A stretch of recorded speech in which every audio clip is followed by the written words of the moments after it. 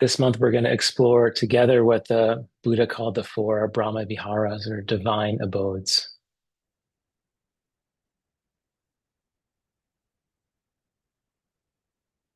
So these are qualities of the heart and mind that help cultivate positive behaviors and minimize harmful ones.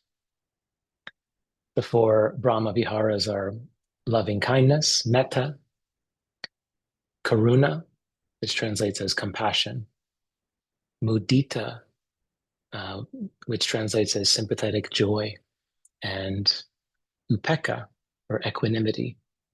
So this month we'll focus on one at a time each week and talk a little bit about them and do some practices to help us cultivate these qualities.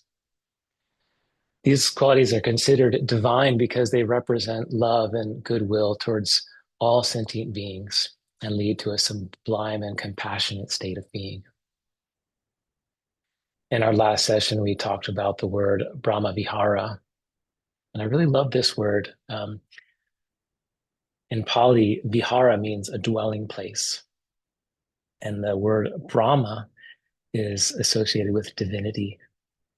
So the classic texts translate the term Brahma Vihara as a divine abode.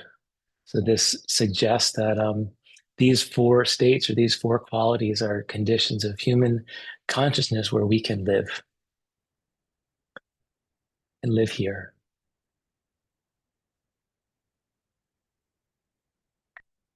The heart and the mind can rest here and feel at ease and at home. So today we begin with metta, or loving kindness.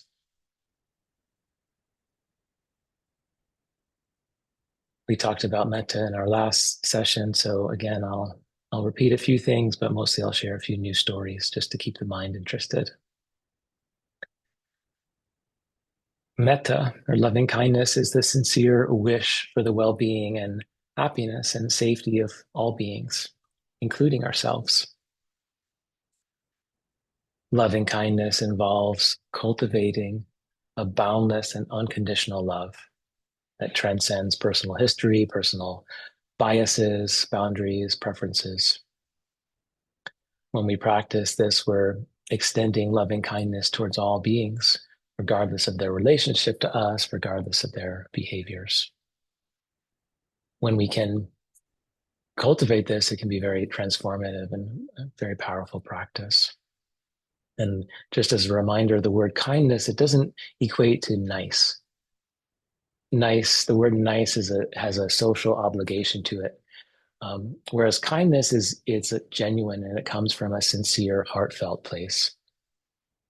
Some translations you'll see use the word friendliness for metta, or benevolence, or simply love. I prefer loving kindness. For me, it feels as powerful as the feeling is for me. So metta is the foundation of all the four Brahma Viharas. All the other three qualities can be understood as variations of loving kindness that can arise in different circumstances. So this is why we're going to begin here.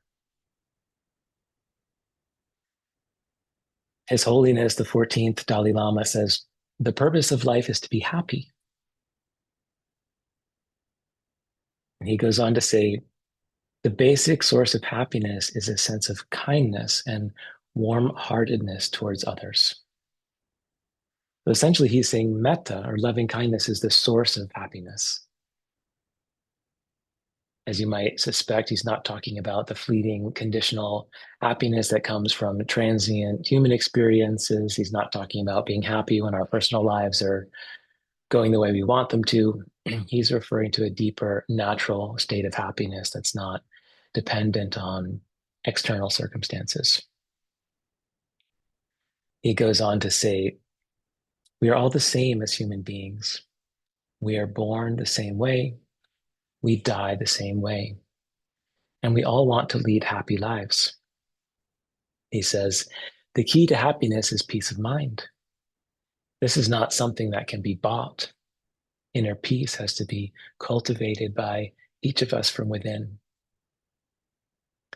All our religious traditions, despite whatever philosophical differences there may be among them, carry the same message of love and warm-heartedness that is the foundation of such peace of mind. We get caught up in the secondary differences and tend to think in terms of us and them.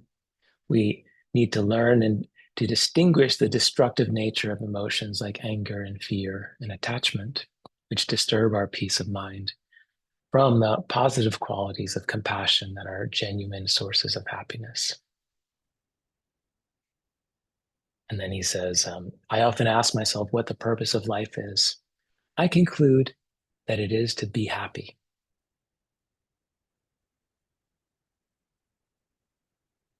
So a few days ago, I read this passage from the Dalai Lama, and I was sitting in my office. It was the end of a long day of giving treatments, and I was wrapping up my workday, and I read this passage from the Dalai Lama, and I was meditating on it and actually thinking about sharing it and thinking about what I might want to talk about in this session. And a truck pulls into the parking lot with two large flags streaming from the back, and one was an American flag, and the other was a flag of a political party and a political candidate with whom I don't feel particularly aligned. And immediately the words came into my head, oh, this bleeping bleep hole again. And then, of course, I burst out laughing. I'm just like in this moment of having all this loving kindness and feeling inspired. And then instantly I have a thought that's cursing this guy out who I don't even know. I don't know who that guy is driving the truck. And so, of course, it wasn't, my curses weren't bleeped out in my head. It was full on, cursing him. Um, so it's just so absurd. And so, fortunately, in this particular moment, I didn't believe my thoughts. I was able to witness my thoughts and not assign any truth to them. And then inside my head, I apologized to him and I tried to send him loving kindness thoughts and wish him that he can be free of suffering and may you be truly happy, may you be in peace, etc. I bring up this ridiculous anecdote because it's actually quite normal for the mind to have ideas and thoughts that are not particularly loving or not particularly kind. And so when we have thoughts like this, I just want to assure you that it's very human.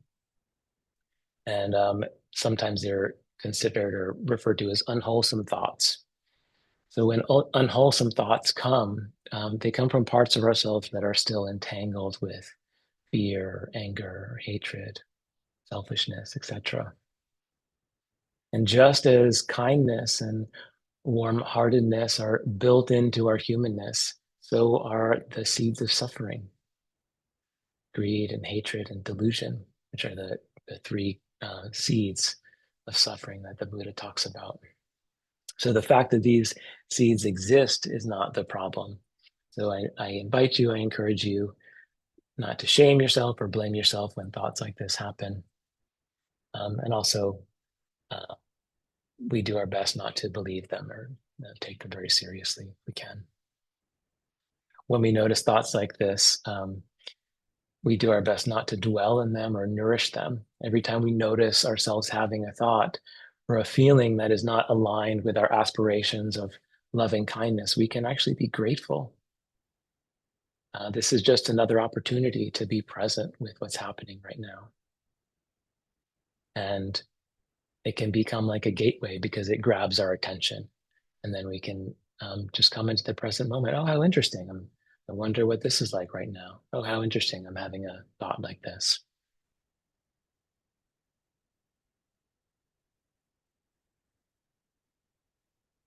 So the purpose of life is to be happy, according to the Dalai Lama. Recently, I came across a Dharma talk by Sylvia Boorstein, and it was a talk from back in 2011. And she was reflecting on this statement from the Dalai Lama. And she expressed being a little surprised by this statement. She said, you might expect him to say the purpose of life is to serve, the purpose of life is to liberate all beings from suffering. But he didn't. He said the purpose of life is to be happy. And so she seemed a little puzzled by this at first, and she deeply considered it. And then she concluded, when we're happy, when we're content, when we're at ease, when our mind is clear, we become liberated from self-preoccupation. And we serve because it is the natural inclination of the heart. We don't have to take compassion lessons in our life or kindness lessons. They're wired into healthy human beings. And then she says it's a great miracle to be a human being with a built-in moral inventory and a built-in inclination to serve. So with this understanding from Sylvia Boorstein, um, when we're happy and healthy and at peace, we're naturally inclined towards loving kindness. And according to the Dalai Lama, feeling and acting from a place of loving kindness breeds true happiness. So loving kindness is both the source and the product of our happiness. It's a virtuous circle.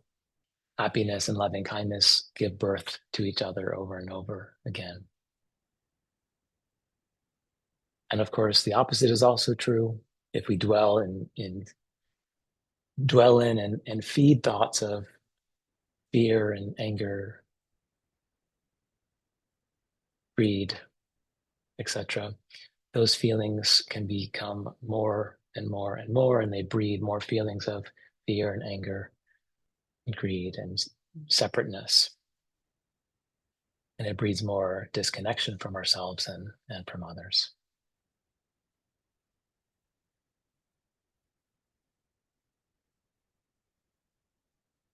At the end of the Metta Sutta, the Buddha says, the clear-minded one, by not holding to fixed views, the pure-hearted one, having clarity of vision, is not born again into this world.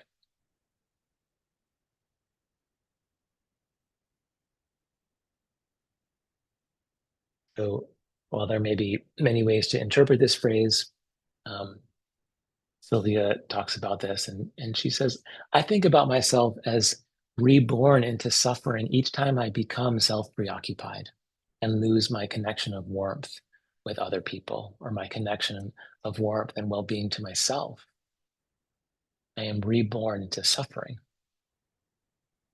I really like this understanding of that passage.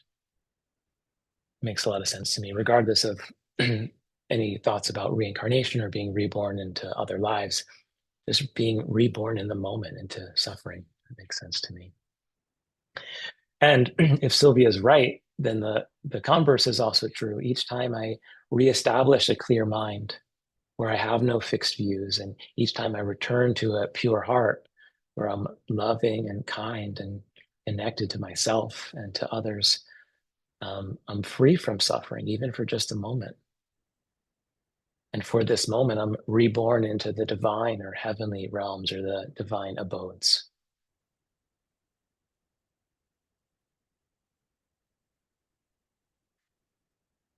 I want to come back to her earlier statement. When we're happy, when we're content, when we're at ease, when our mind is clear, we become liberated from self-preoccupation and we serve because it's the natural inclination of the heart. So to me, it sounds familiar. Does that sound familiar? What does that sound like? I know I'm asking a question to a bunch of muted people right now. um, to me, it sounds like metta practice. It sounds like loving kindness practice directed towards ourselves. If I wish for myself to be happy and if I can create that for myself and contentment and ease and a clear mind, if I wish that for myself, then it leads to myself being available to serve and liberating from preoccupation. So this is why we often begin metta practice with loving kindness towards ourselves, because without that, it's very hard to extend it to other people.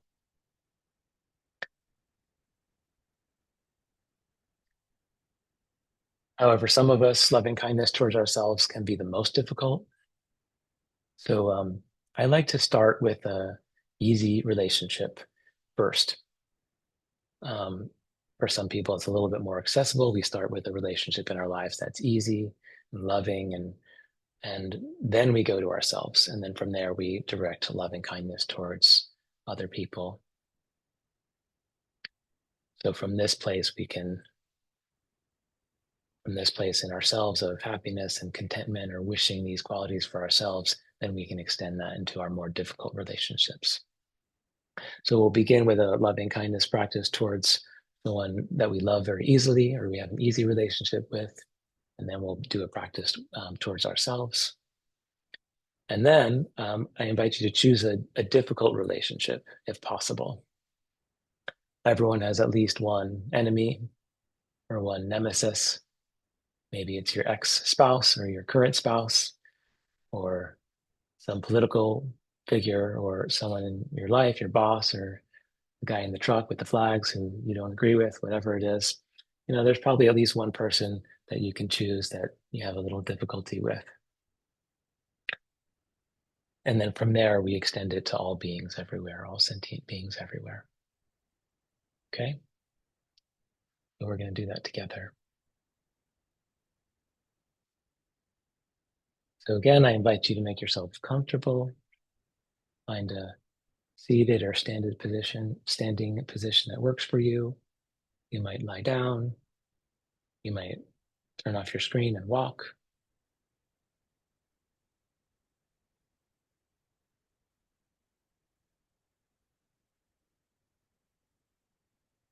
And we begin with establishing an anchor, so a basic mindfulness practice. I invite you to notice your body. That's available to you or comfortable for you. What is it like to have this body right now?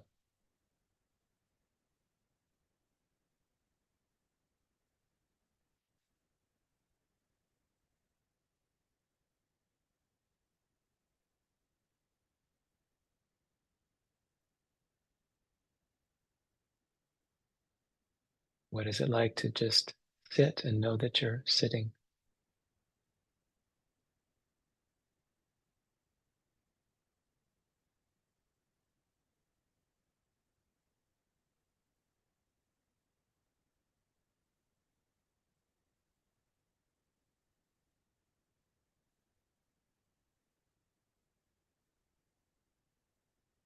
You might notice touch points, places that your body is touching other things like the seat or the cushion or the floor, your clothing. You might notice the feeling of your hands touching each other or your legs.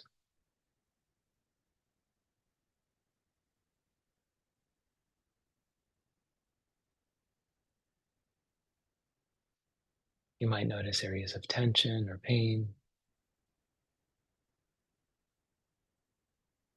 And if at all possible, can you be with that? Can you just notice that?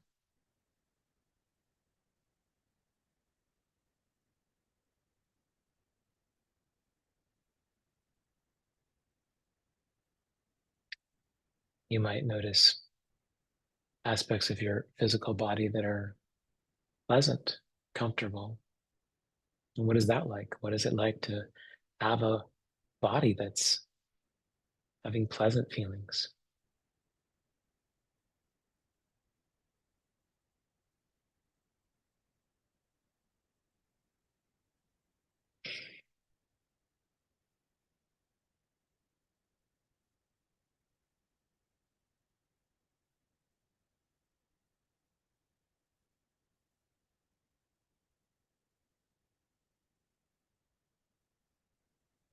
And the body breathes.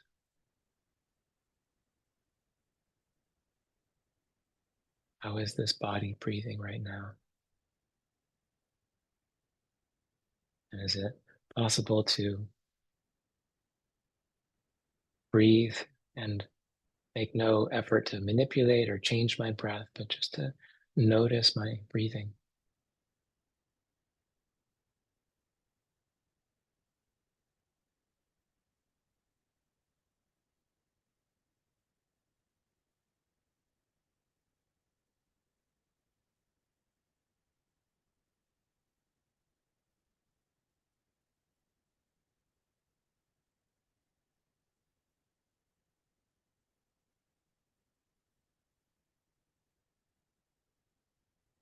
You might notice sounds in the room or outside of your room or your home or office. What is it like when this body receives sound? Can I become aware of that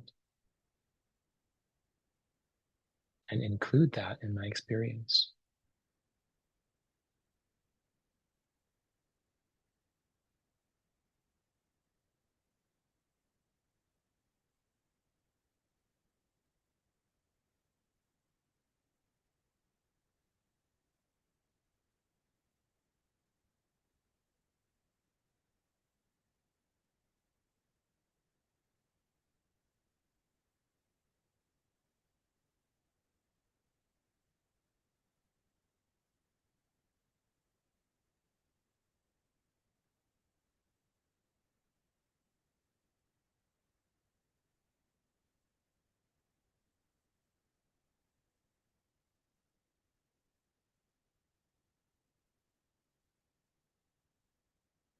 The invitation is to come back to one of these anchors throughout this metta practice.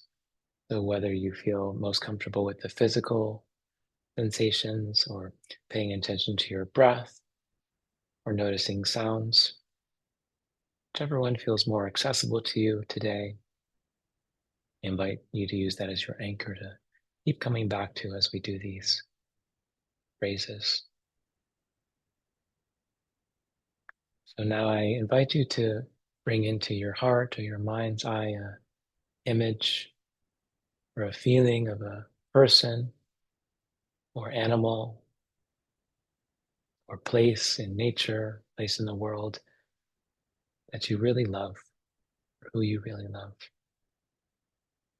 And this is an easy relationship. You feel nothing but unconditional love for this being or this place.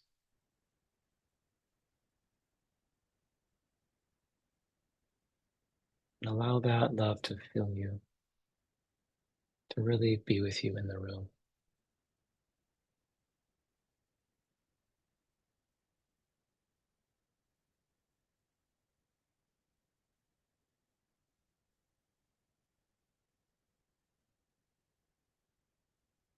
And we say to them, may you be liberated, free of suffering. May you be safe, free from inner and outer harm. May you be deeply nourished, healthy and strong.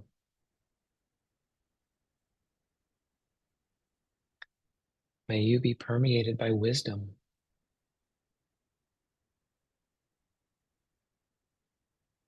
May you be embraced by loving kindness.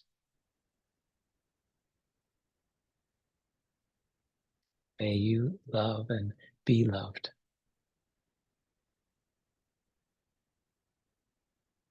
May you live in peace.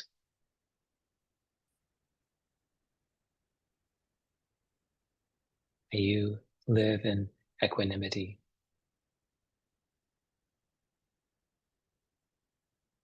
May you be truly happy.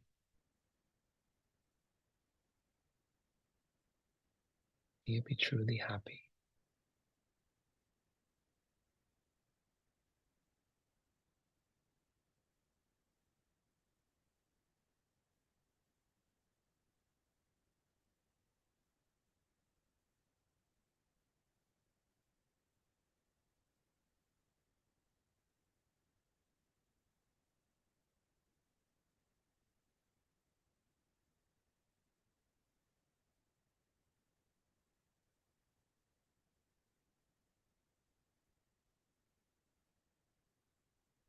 What is that like for you?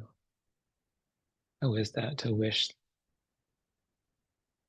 all these wonderful things for the person or animal or place who I love? It happens inside me.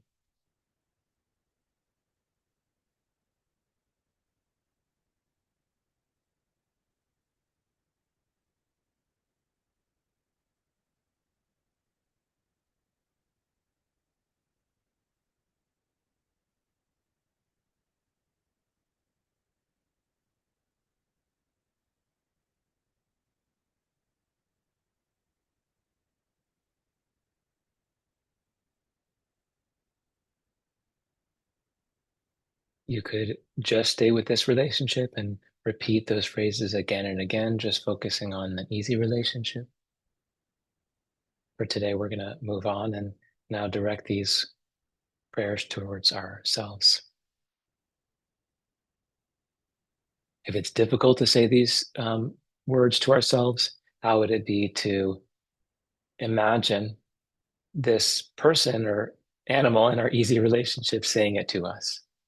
So if it's our cat or our dog or our horse, imagine them or our daughter or our beloved spouse, imagine them saying it to us. And maybe sometimes it's easier to receive when it's from an easy relationship.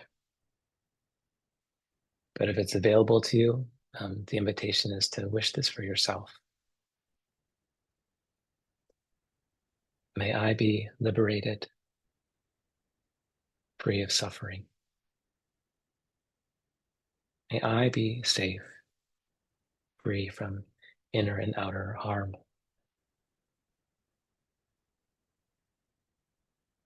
May I be deeply nourished, healthy, and strong.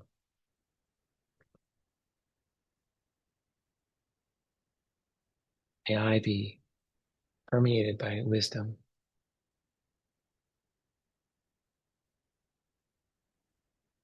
May I be embraced by loving kindness. May I love and be loved.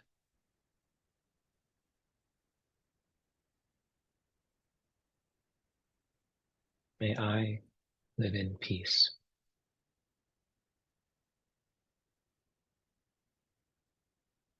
May I live with equanimity.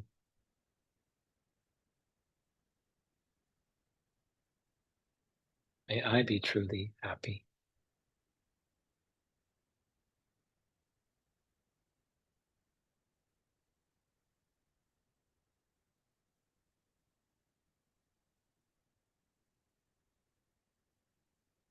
And again, I can do that over and over again towards myself if I wish. And I come back to my anchor. How is my breath?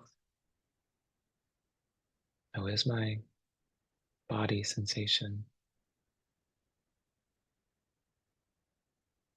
What is it like to wish those things for myself?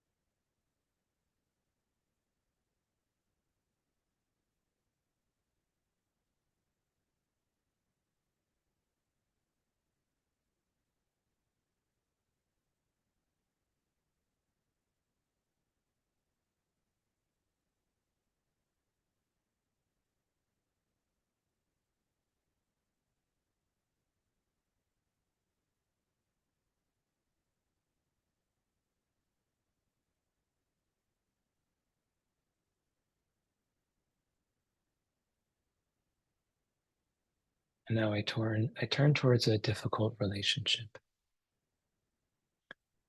If the idea of offering this to your most hated arch nemesis is too much, then don't go there. Do something that's easy-ish,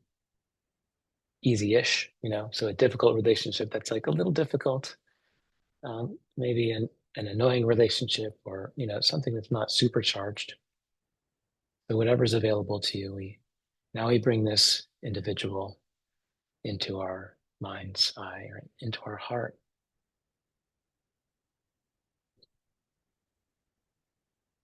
So here's this person with whom I don't have an easy relationship.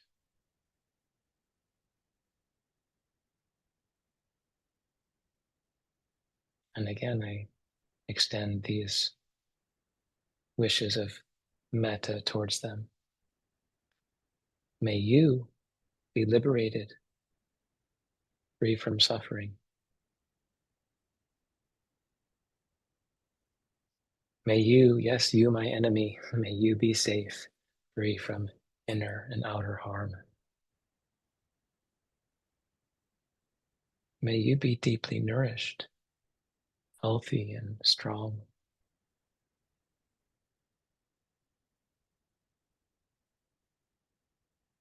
May you be permeated by wisdom.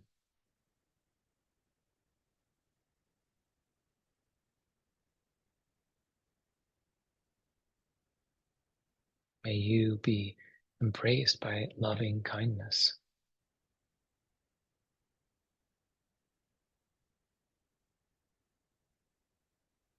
May you love and be loved.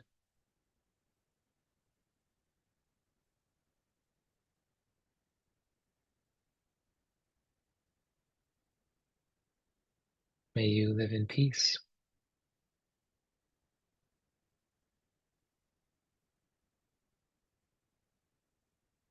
May you live in equanimity.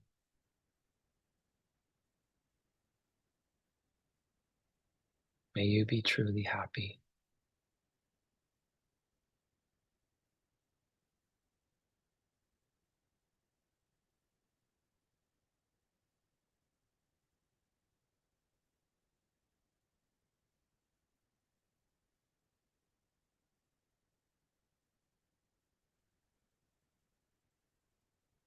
And again, you notice what that's like.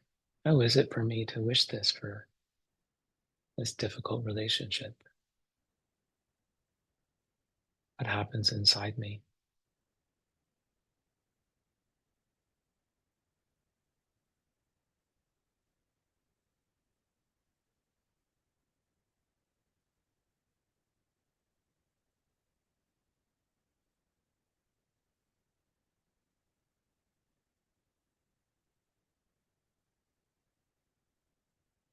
If it's difficult, okay. Can I be with that difficulty?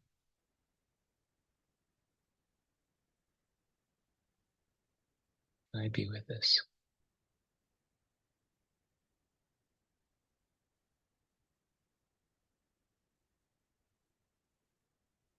From here, we extend our loving kindness towards all beings everywhere.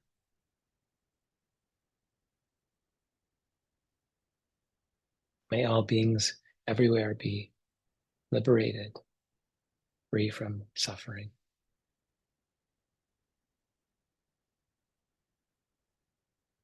May all beings everywhere be safe, free from inner and outer harm.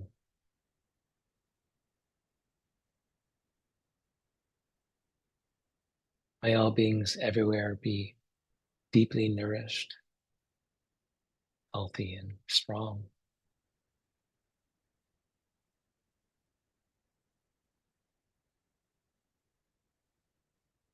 May all beings everywhere be permeated by wisdom.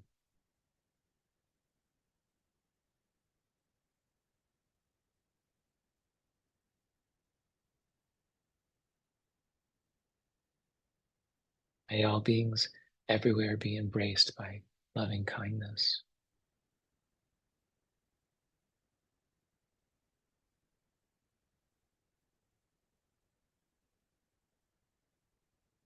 May all beings everywhere love and be loved.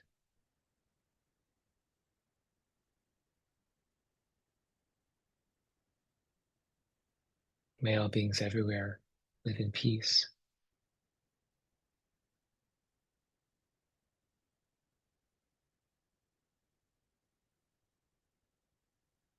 May all beings everywhere live with equanimity.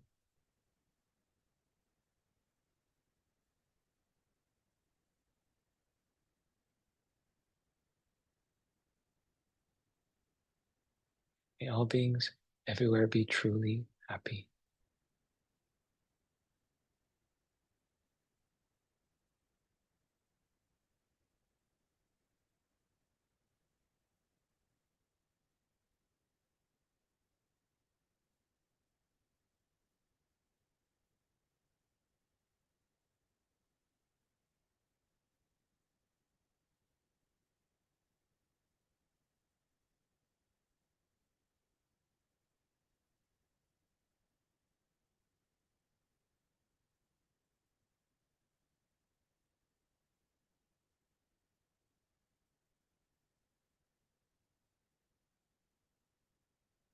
And I come back to my breath or my body sensations.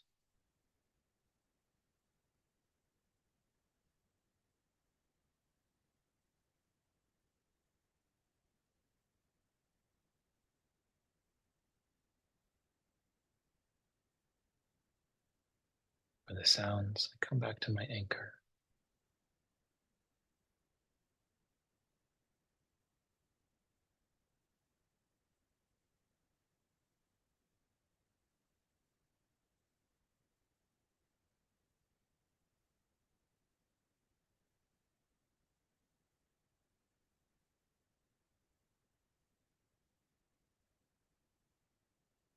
What happens inside my heart when I wish loving kindness for all beings everywhere.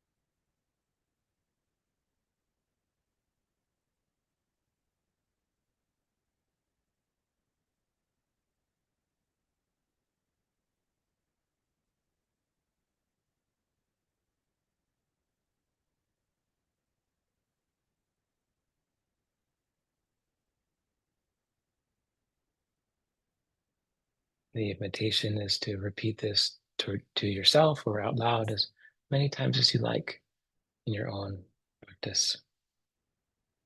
You can just do this over and over again if you wish. For your whole meditation, you can just say it to yourself once, um, whatever works for you. For now, I invite you to come back into your room, come back into the physical space that you're in. You can wiggle your body, give yourself a little stretch. You can open your eyes if you wish, or you can keep your eyes closed, whatever feels comfortable for you.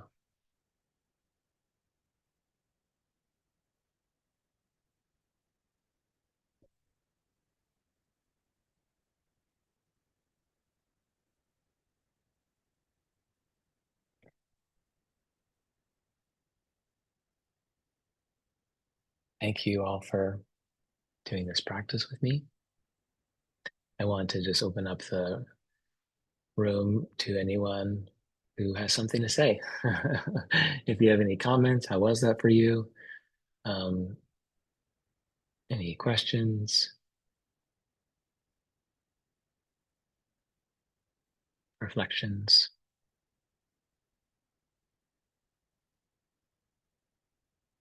No pressure, but just an invitation.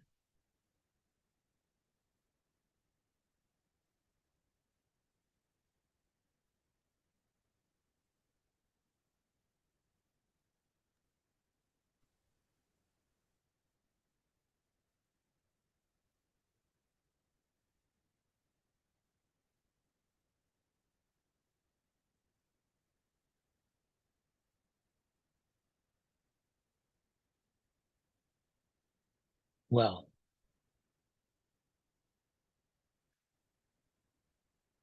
for me, I'll just share one thing that it's different every time. My experience with metta changes depending on what I ate for breakfast or didn't eat for breakfast, and depending on everything that's happening in my life, my interactions that day. Um, and so it stays alive. The practice stays very alive for me, and but it's always valuable, even if it's a challenging day or if it's not easy or not easy to access these feelings. So I feel inspired to share that however it is, if it's lovely and beautiful and expansive and your heart feels open every time, then that's wonderful. And if it's not always like that, that's also wonderful and normal. So, um, yeah, the valuable part of the practice. It's practice.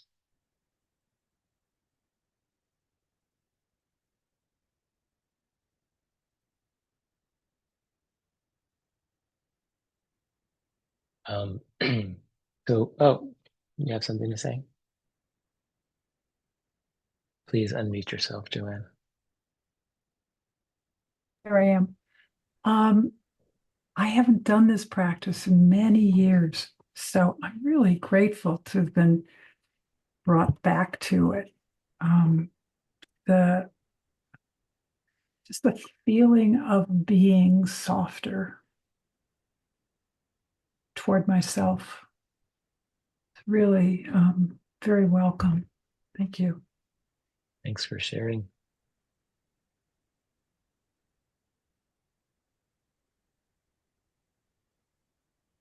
Yeah, please, Jenny.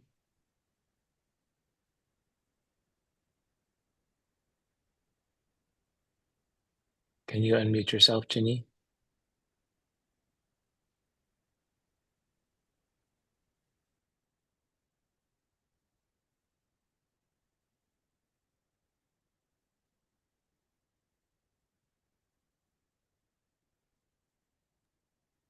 There you go. Um, Sorry that took a while. Thanks. Okay. I was wondering about maybe um kind of squinge to even ask, um, changing little parts of it or writing my own version of it. Oh, thank you. I'm so glad you asked.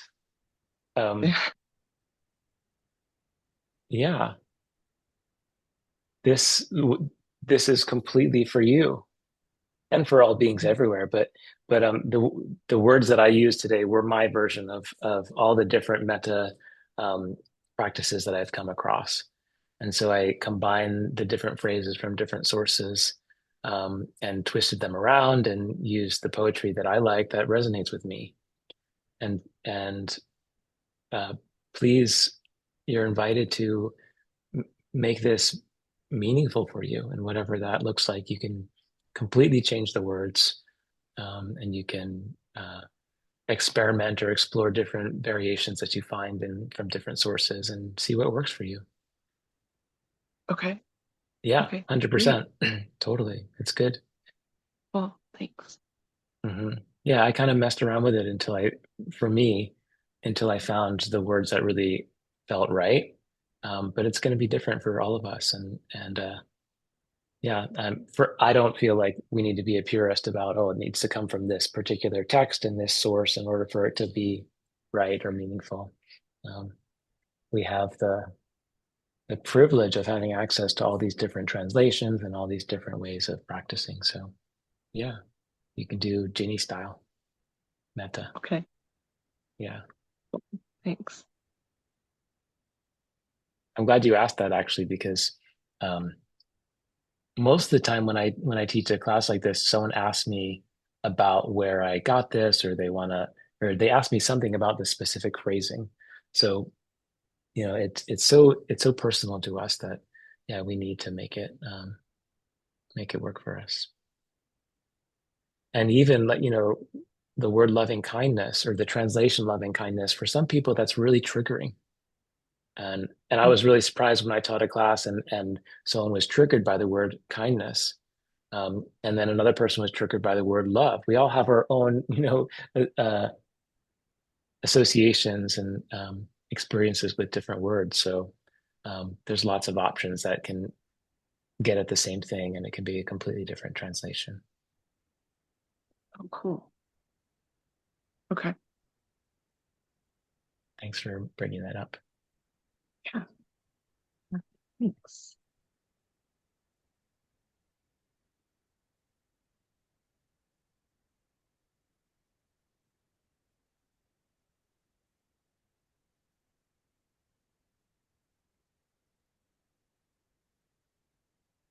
No. Elena, were you about to say something?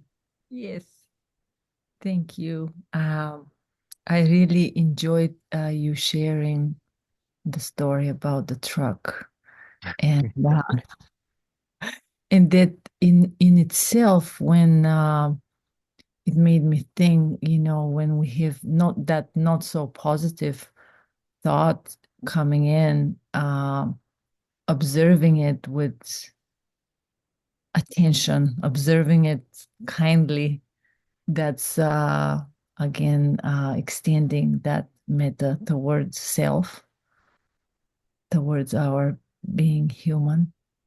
Yeah, Yeah, exactly. Well yeah. said. So it's a great reminder for me. Thank you. Thank Yeah, you. thank you, Elena. I find it so many of us have programming, whether it's, Jewish or Christian or Buddhist, and we do something that's not in alignment with the most righteous ideals of this practice, and then we start to shame ourselves, and I'm a bad meditator, I'm a bad Buddhist or a bad Christian or whatever it is. And it's not helpful, and it's actually not true. So yeah, the more loving kindness we can show to ourselves for just being human and having feelings and thoughts that are all kinds of things. Yeah, the better we can show up in the world with that quality that we want to show up with.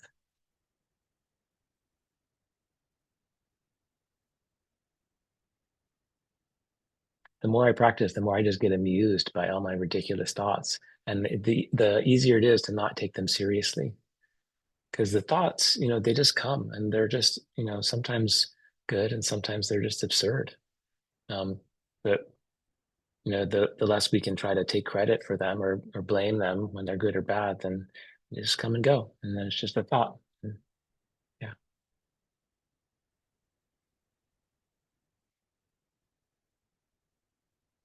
Or if, yeah, go for it. When I was doing the practice and thinking about somebody that I love or thinking about myself, I could be very accepting of who that person is just as they are now and be accepting of myself just the way I am now.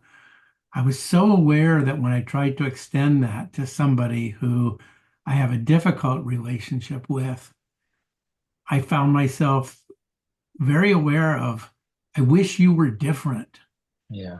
I wish you were different, and almost I wish you were worthy of love.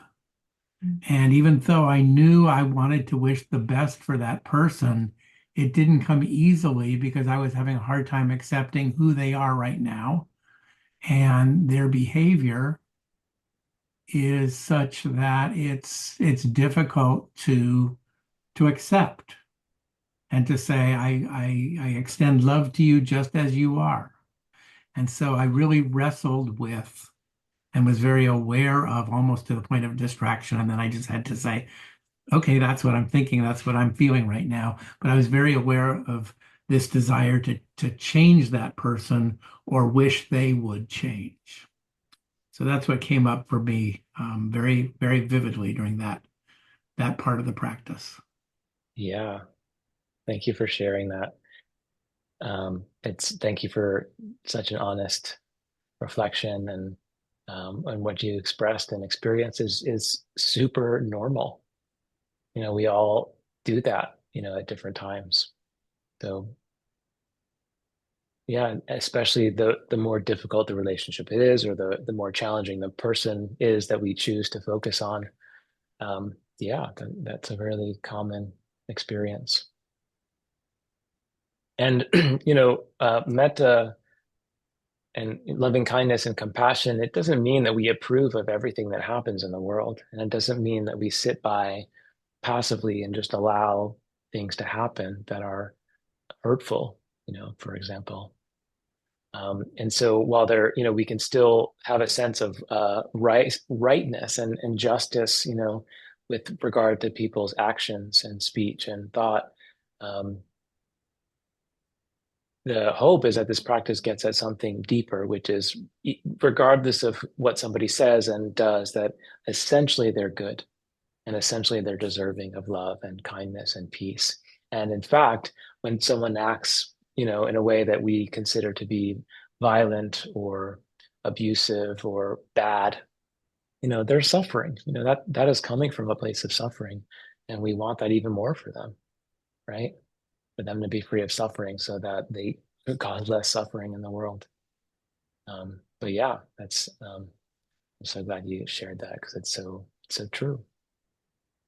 That's where the hardest part of the practice is bringing it out into the world, into the difficulties in the world.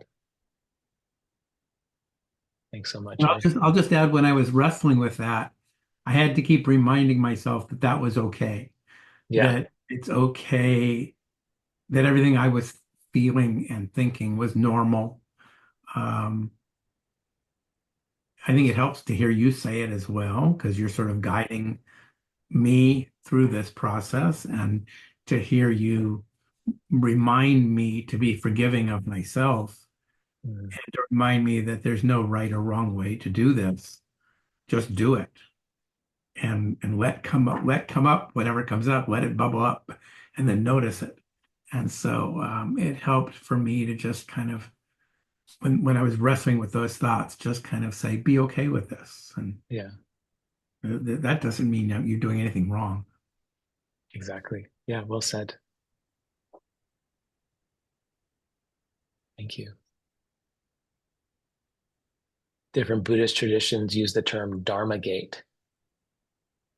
So a Dharma gate, it's like an entryway um, into the present moment. So even a difficult feeling or thought or emotion like that, or difficulty with this practice, that's a Dharma gate. So if we can be present with what's coming up, that's just a way to enter the present moment and to show up here. And it's just getting our attention. Okay, I'm trying to do love and kindness and it's not working. Well, what is not working like? What is difficulty like? Can I be present with that resistance? Yeah, beautiful.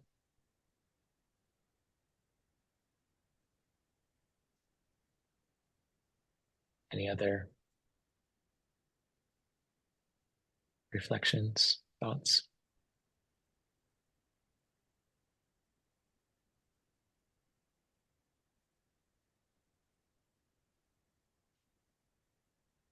Neat. Well, thank you. It's a joy to do this practice. It's a joy to do it with all of you, see all your faces. And thank you for showing up and taking the time out of your lives to do this. The rest of the month, we'll do this on Wednesdays and do some kind of variation of this in all the different forms. So if you'd like to join us live, or the recordings are all available. Hope you all have a beautiful evening, and see you soon.